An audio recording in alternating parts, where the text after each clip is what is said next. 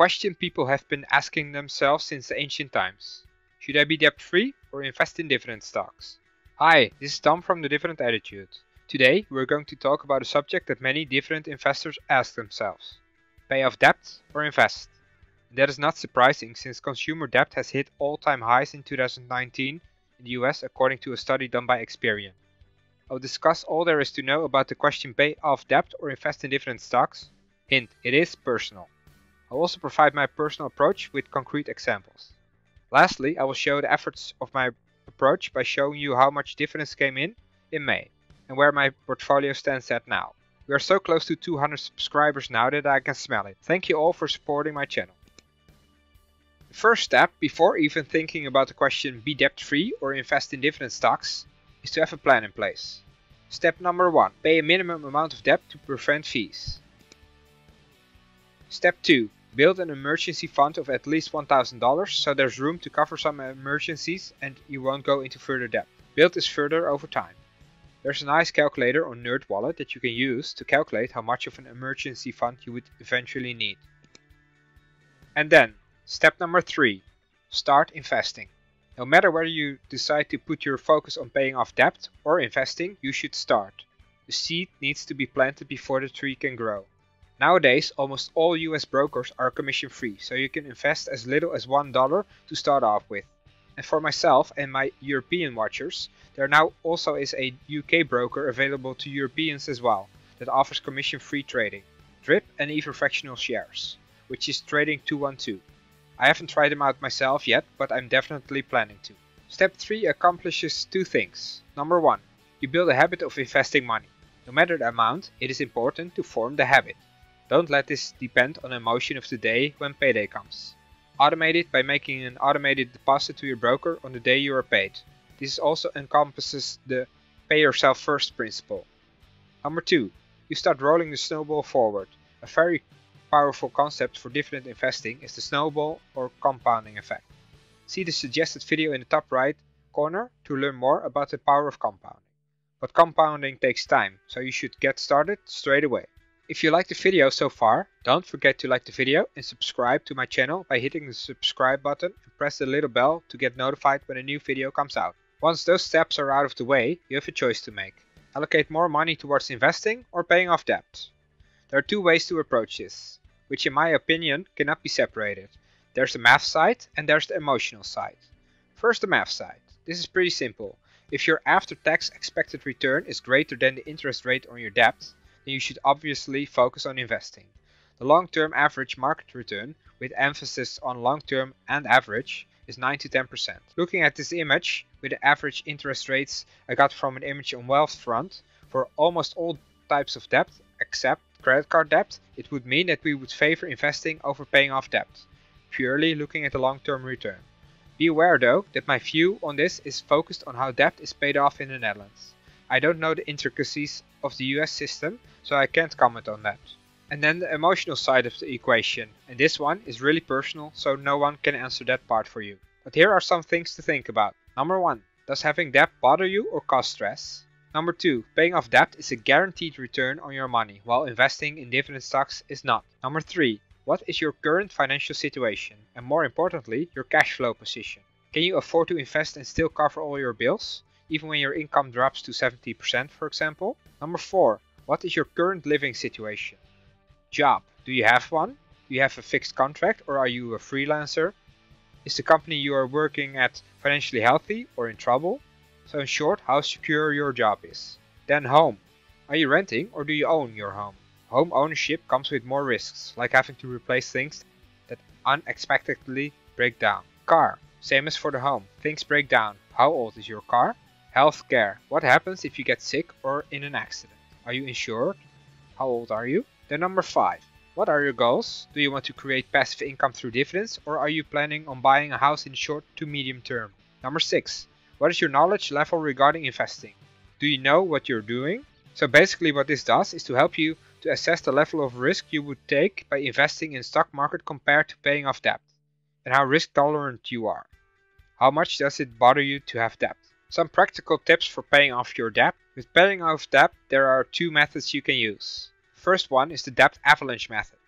This means that you make minimum payments on all your debt, so step 1 that I was talking about before, and using the remaining money to pay the debt with the highest interest rate first, and then go on to the second highest interest rate, and so on. Mathematically, this method is obviously the preferred method. Then the second one, the debt snowball method. With this method, you also pay the minimum amount on all your debt, but instead you focus on the one that has the lowest open amount left first. This is the method that Dave Ramsey is known for with his baby steps program. Although mathematically it probably is the least favorable of the two, psychologically this one is probably the best approach, because you will make progress faster and you see your results faster as well. Once you have paid off the debt with the lowest amount, you can use the cash flow that you needed to pay off that debt on the second smallest debt, and so on. So it is really up to you what method you prefer. Personally, I use a combination of both, but that has different reasons behind it as well. My student loans are at 0%, and as I will explain in a bit, I don't have to make minimum payments on that yet, so I discard that for now. My tax debt is split up into different parts, but same interest rate, and I do have to make minimum payments on those. So for that one, I pay off the smallest ones first. If you go with the investing approach, like I mentioned before, make sure you know what you're doing first before you start investing. A good start would be to check out my series on how to research different stocks, which is now suggested in the top right corner. And then my personal approach. I take a hybrid approach. Right now I'm paying off debt to the tax office that I incurred due to not paying well enough attention. Stupid, but things happen. So right now I'm paying off that debt. I actually have no choice since those are mandatory payments. And I can tell you, it's very stressful since payments put quite a strain on our finances. I also have student loans, but the good thing about student loans in the Netherlands is that 1. The interest rate is very low. Right now it is at 0.01% or something like that. And 2. They offer a grace period in which you don't have to pay anything off. So right now I'm not further paying down that debt. This also relies on the principle of opportunity cost. The money I don't need now to pay off that debt, I can use to invest. On the other hand, I'm also investing a fixed portion of my income every month. It is a very small portion, less than 5% of my income, but that relies on the principle of paying yourself first and to keep the habit of investing going. This also accomplishes that I can keep the snowball of dividends coming in rolling.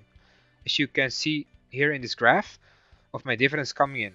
I will elaborate more on the dividends that I received in May in a bit during my portfolio update. Next to that, I'm also investing in real estate in the Philippines.